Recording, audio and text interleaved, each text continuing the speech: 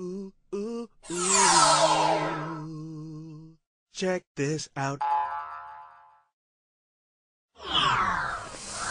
Assalamu alaikum. You're watching The Dean Show, and this is the mailbag. Let's get into the mail right away and see what's coming in. We've got a question here. It says, why does Islam allow slavery? Or does it?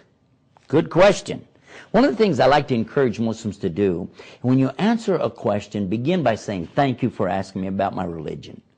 This sets a nice tone for you presenting your answer.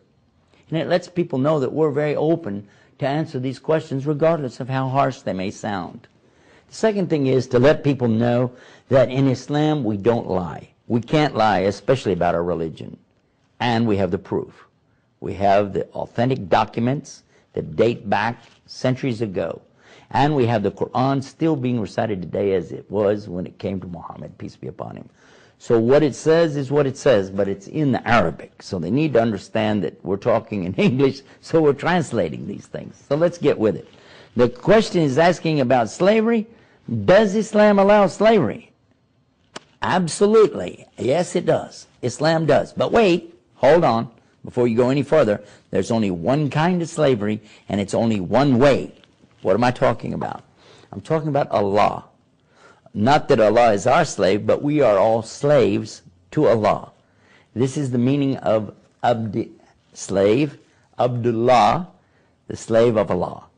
We as human beings consider that it should be that as Muslims, our worship, our servitude is only to Him, just to Allah. That's what we accept as slavery. But other than that, Islam is telling us what is true taqwa, what is true piety, what is real righteousness, and it's to feed a person who is indigent in their day of need. It is to take care of the orphan, and it is to free a slave. This is in the Quran.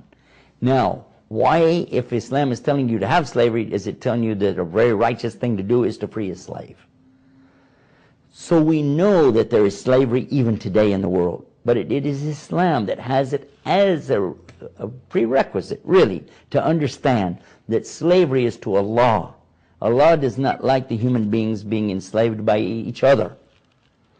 But some things are not totally forbidden all at once in Islam. As an example, alcohol, when the first prohibition came, was don't approach your worship while you're drunk, while you've been drinking. Wait until you're sober, then you approach your worship. Well, that makes sense.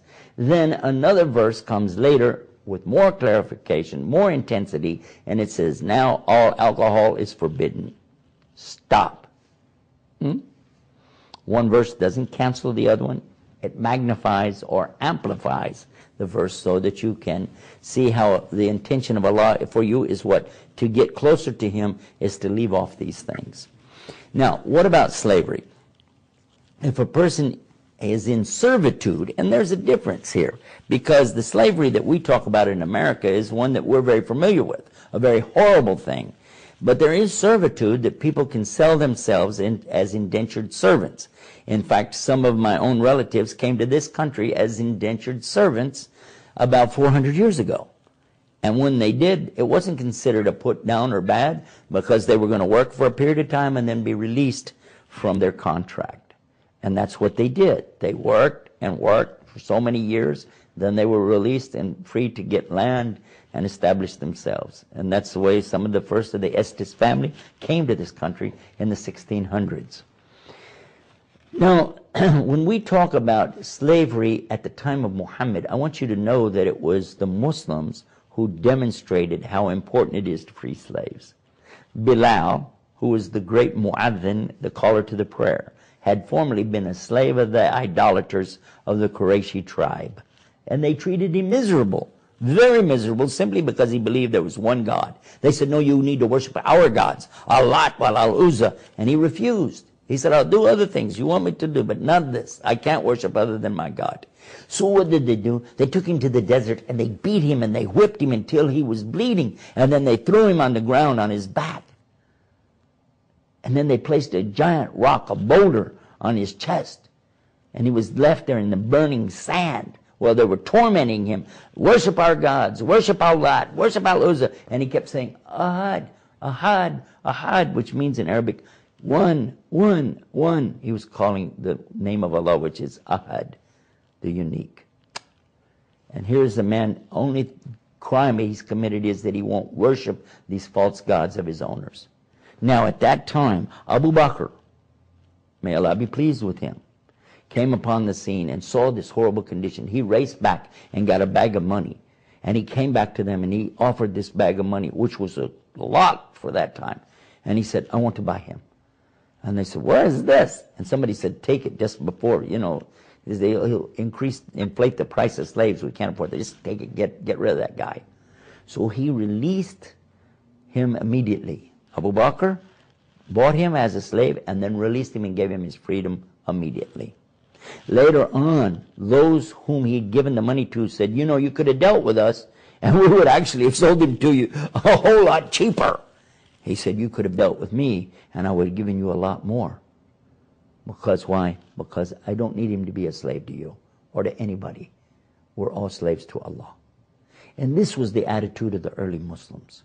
Now, granted, some Muslims since that time have committed atrocities and done some bad things, but it doesn't represent Islam. What it means is that some Muslims make mistakes. They do bad deeds.